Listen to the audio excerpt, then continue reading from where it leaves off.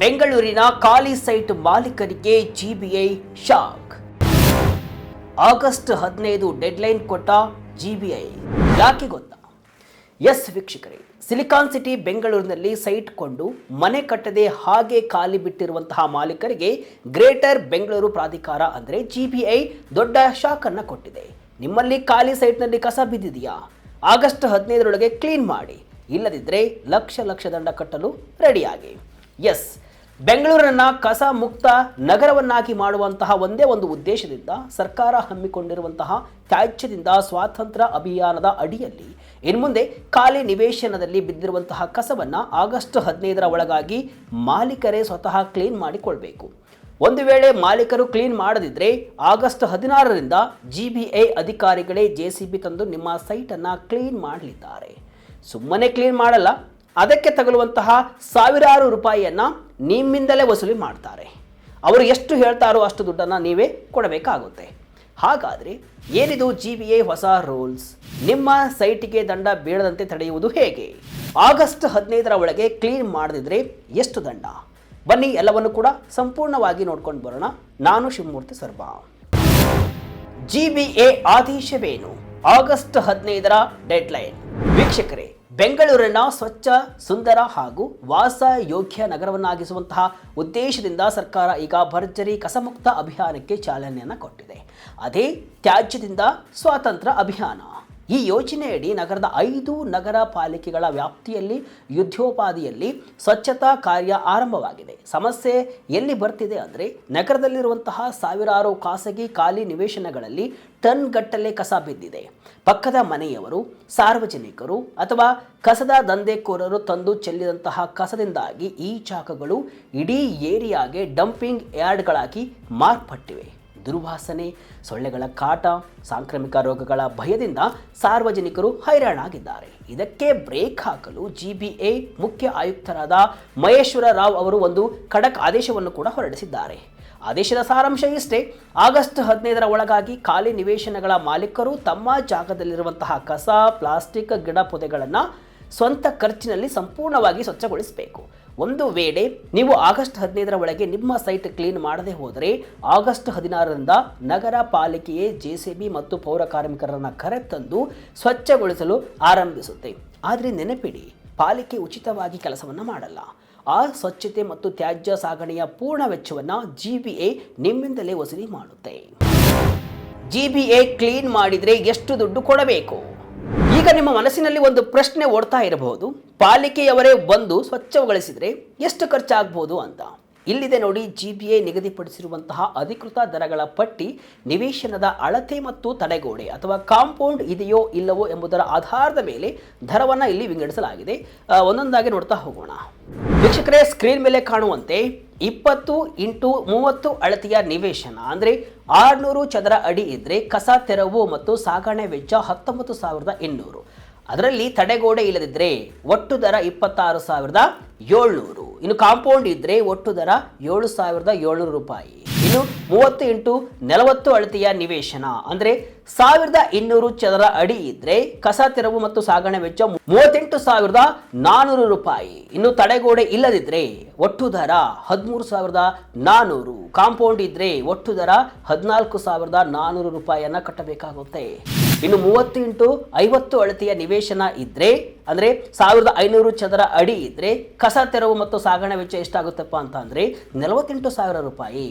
Compound ಇಲ್ಲದಿದ್ದರೆ ಒಟ್ಟು ದರ 16,750 ರೂಪಾಯಿ ಆಗುತ್ತೆ. ಕಾಂಪೌಂಡ್ ಇದ್ದರೆ ಒಟ್ಟು ದರ 14,750 ರೂಪಾಯಿನ ನೀವು ಕಟ್ಟಬೇಕಾಗುತ್ತೆ. ಇನ್ನು 40x60 ಅಳತೆಯ ನಿವೇಶನ ಇದ್ದರೆ ಅಂದರೆ 2,400 ಚದರ ಅಡಿ ಇದ್ದರೆ ಕಸ ತೆರವು ಮತ್ತು ಸಾಗಣೆ ವೆಚ್ಚ ಇಲ್ಲಿ ಎಷ್ಟಾಗುತ್ತಪ್ಪ ಅಂತಂದರೆ 76,800 ರೂಪಾಯಿ ಆಗುತ್ತೆ. ಇನ್ನು ತಡೆಗೋಡೆ ಇಲ್ಲದಿದ್ದರೆ 26,800 ರೂಪಾಯಿ. ಇನ್ನು ತಡೆಗೋಡೆ ಇದ್ದರೆ 27,800 ರೂಪಾಯಿ ಆಗುತ್ತೆ. ಇನ್ನು 50x80 ಅಳತೆಯ ದೊಡ್ಡ ನಿವೇಶನ ಅಂದರೆ 4,000 ಚದರ ಅಡಿ ಇದ್ದರೆ ಕಸ ತೆರವು ಮತ್ತು ಸಾಗಣೆ ವೆಚ್ಚ ಬರೋಬ್ಬರಿ 1,28,000 ರೂಪಾಯಿ ಇರುತ್ತೆ. ಕಾಂಪೌಂಡ್ ಇಲ್ಲದಿದ್ದರೆ ನೀವು 46,700 ರೂಪಾಯಿನ ಕಟ್ಟಬೇಕಾಗುತ್ತೆ. ತಡೆಗೋಡೆ ಇದ್ದರೆ ಒಟ್ಟು ದರ 47,700 ರೂಪಾಯಿನ ಕಟ್ಟಬೇಕಾಗುತ್ತೆ. ವೀಕ್ಷಕರೇ, ಅಂದ್ರೆ ನಿವೇಶನದ ಗಾತ್ರ ಹೆಚ್ಚಾದಂತೆ, ಸೈಟ್ ಗಾತ್ರ ಹೆಚ್ಚಾದಂತೆ, ಕಸದ ಪ್ರಮಾಣ ಹೆಚ್ಚಿದಂತೆ ನೀವು ಪಾವತಿಸಬೇಕಾದ ಕನಿಷ್ಠ ಮೊತ್ತ 25,900 ರೂಪಾಯಿಯಿಂದ ಹಿಡಿದು 1,74,000 ರೂಪಾಯಿಗಳವರೆಗೂ ಕೂಡ ತಲುಪುತ್ತೆ. ಇಲ್ಲಿ ಇನ್ನೊಂದು ಮುಖ್ಯವಾದ ವಿಚಾರವನ್ನು ನೀವು ಗಮನಿಸಲೇಬೇಕು. ಜಿಬಿಎ ಮುಖ್ಯ ಆಯುಕ್ತ ಮಹೇಶ್ ರಾವ್ ಅವರು ಸ್ಪಷ್ಟಪಡಿಸಿದ್ದಾರೆ. ಏನಪ್ಪಾ ಅಂದ್ರೆ, ಈ ಸ್ವಚ್ಛತಾ ವೆಚ್ಚವನ್ನ ಪಾಲಿಕೆಯವರು ತಕ್ಷಣವೇ ನಿಮ್ಮ ಬಳಿ ಬಂದು ಕೇಳಲ್ಲ. ಬದಲಿಗೆ ನಿಮ್ಮ ಮುಂದಿನ ವರ್ಷದ ಆಸ್ತಿ ತೆರಿಗೆಯೊಂದಿಗೆ ಈ ಇಡೀ ಮೊತ್ತವನ್ನು ಸೇರಿಸಿ ವಸೂಲಿಯನ್ನ ಮಾಡಲಾಗುತ್ತೆ. ಅಂದ್ರೆ ನೀವು ಆಸ್ತಿ ತೆರಿಗೆ ಕಟ್ಟುವಾಗ ಈ ಬೃಹತ್ ದಂಡದ ಮೊತ್ತ ಸೇರಿಕೊಂಡಿರುತ್ತೆ. ತೆರಿಗೆ ಕಟ್ಟದಿದ್ರೆ ನಿಮ್ಮ ಆಸ್ತಿ ನೋಂದಣಿಗೆ ತೊಂದರೆ ಆಗಬಹುದು. ನಿಯಮ ಉಲ್ಲಂಘಿಸಿದರೆ ಬೀಳಲಿದೆ ಭಾರಿ ದಂಡ. ಕೇವಲ ಸೈಟ್ ಸ್ವಚ್ಛಗೊಳಿಸುವ ಬಿಲ್ ವಸೂಲಿ ಮಾಡುವುದು ಅಷ್ಟೇ ಅಲ್ಲ ವೀಕ್ಷಕರೇ, ಜಿಬಿಎ ಇದರ ಜೊತೆಗೆ ಅತ್ಯಂತ ಕಟ್ಟುನಿಟ್ಟಿನ ದಂಡದ ನಿಯಮಗಳನ್ನು ಜಾರಿಗೆ ತಂದಿದೆ. ಮೊದಲ ಬಾರಿಗೆ ನಿಮ್ಮ ಖಾಲಿ ನಿವೇಶನದಲ್ಲಿ ಕಸ ಕಂಡು ಬಂದರೆ ಅಥವಾ ನಿಯಮ ಉಲ್ಲಂಘಿಸಿದರೆ ಬರೋಬ್ಬರಿ 25,000 ದಂಡವನ್ನು ವಿಧಿಸಲಾಗುತ್ತೆ. ಅದೇ ತಪ್ಪನ್ನು ನೀವು ಎರಡನೇ ಬಾರಿ ಪುನರಾವರ್ತಿಸಿದರೆ, ಅಂದರೆ ರಿಪೀಟ್ ರೂಲ್ಸ್ ಬ್ರೇಕ್ ಮಾಡಿದರೆ ದಂಡದ ಪ್ರಮಾಣ 50,000 ರೂಪಾಯಿಯಿಂದ 1,00,000ವರೆಗೆ ಏರಿಕೆಯಾಗಲಿದೆ.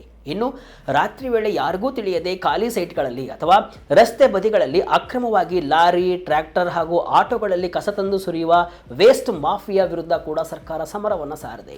ಇಂತಹ ವಾಹನಗಳು ಕಂಡ ತಕ್ಷಣವೇ ಅವುಗಳನ್ನು ವಶಕ್ಕೆ ಪಡೆದು ಮುಟ್ಟುಗೋಲು ಹಾಕಿಕೊಳ್ಳುವಂತೆ ಪೊಲೀಸ್ ಇಲಾಖೆಗೆ ಕಟ್ಟುನಿಟ್ಟಿನ ಆದೇಶವನ್ನು ಕೂಡ ಜಿಬಿಎ ಹೊರಡಿಸಿದೆ. ಕಸ ಹಾಕುವವರ ವಿರುದ್ಧ ದೂರು ನೀಡಲು ಸಹಾಯವಾಣಿ. ಬೆಂಗಳೂರು ನಗರವನ್ನು ಸ್ವಚ್ಛವಾಗಿಡಲು ಕೇವಲ ಸರ್ಕಾರ ಅಥವಾ ಪಾಲಿಕೆ ಮಾತ್ರವಲ್ಲ, ಪ್ರತಿಯೊಬ್ಬ ಸಾರ್ವಜನಿಕರು ಕೂಡ ಭಾಗಿಯಾಗಬಹುದು. ನಿಮ್ಮ ಏರಿಯಾದಲ್ಲಿ ಅಥವಾ ನಿಮ್ಮ ಮನೆ ಪಕ್ಕದಲ್ಲಿರುವಂತಹ ಖಾಲಿ ನಿವೇಶನದಲ್ಲಿ ಯಾರಾದರೂ ಅಕ್ರಮವಾಗಿ ಕಸವನ್ನು ಸುರಿತಾ ಇದ್ರೆ ಅಥವಾ ತ್ಯಾಜ್ಯದ ರಾಶಿ ಬಿದ್ದಿದ್ರೆ ನೀವು ಕುಳಿತಲ್ಲಿಂದಲೇ ದೂರನ್ನು ಕೊಡಬಹುದು. ಸರ್ಕಾರವು ವಿಶೇಷ ಅಧಿಕೃತ ವಾಟ್ಸಪ್ ಸಹಾಯವಾಣಿ ಸಂಖ್ಯೆಯನ್ನು ಕೂಡ ಬಿಡುಗಡೆ ಮಾಡಿದೆ. ಆ ವಾಟ್ಸಪ್ ಸಂಖ್ಯೆ ಯಾವುದಪ್ಪ ಅಂತಂದರೆ 9448197197 ನಂಬರ್ಗೆ ವಾಟ್ಸಪ್ ಮಾಡಿ ದೂರನ್ನು ಕೊಡಬಹುದು. ತಕ್ಷಣವೇ ಅಧಿಕಾರಿಗಳು ಅವರ ವಿರುದ್ಧ ಕಠಿಣ ಕ್ರಮವನ್ನು ತೆಗೆದುಕೊಳ್ಳಲಿದ್ದಾರೆ. ಹಾಗಾದರೆ ನೀವು ಏನು ಮಾಡಬೇಕಪ್ಪ ಅಂತಂದರೆ, ನಿಮ್ಮ ಪ್ರದೇಶದಲ್ಲಿ ಕಸ ಬಿದ್ದಿರುವಂತಹ ಜಾಗದ ಸ್ಪಷ್ಟ ಫೋಟೋವನ್ನು ಕ್ಲಿಕ್ ಮಾಡಿ. ನಿಮ್ಮ ಮೊಬೈಲಲ್ಲಿ GPS ಲೊಕೇಶನನ್ನು ಆನ್ ಮಾಡಿ. ಈ ಫೋಟೋ ಅಥವಾ ಲೊಕೇಶನನ್ನು ನೇರವಾಗಿ 9448197197 ಸಂಖ್ಯೆಗೆ ವಾಟ್ಸಪ್ಪನ್ನು ಮಾಡಿ. ನೀವು ದೂರು ನೀಡಿದ ತಕ್ಷಣವೇ ಜಿಬಿಎ ಮತ್ತು ಪಾಲಿಕೆಯ ಅಧಿಕಾರಿಗಳು ಅಲರ್ಟ್ ಆಗ್ತಾರೆ, ಸ್ಥಳಕ್ಕೆ ಧಾವಿಸ್ತಾರೆ. ಕಸ ತೆರವುಗೊಳಿಸಿ ಅಕ್ರಮವಾಗಿ ಕಸ ಸುರಿದವರ ವಿರುದ್ಧ ಹಾಗೂ ಸೈಟ್ ಮಾಲೀಕರ ವಿರುದ್ಧವೂ ಕೂಡ ತಕ್ಷಣದ ಕ್ರಮವನ್ನು ಜರುಗಿಸಲಿದ್ದಾರೆ. ಕಟ್ಟಡ ಮಾಲೀಕರು ಏನು ಮಾಡಬೇಕು?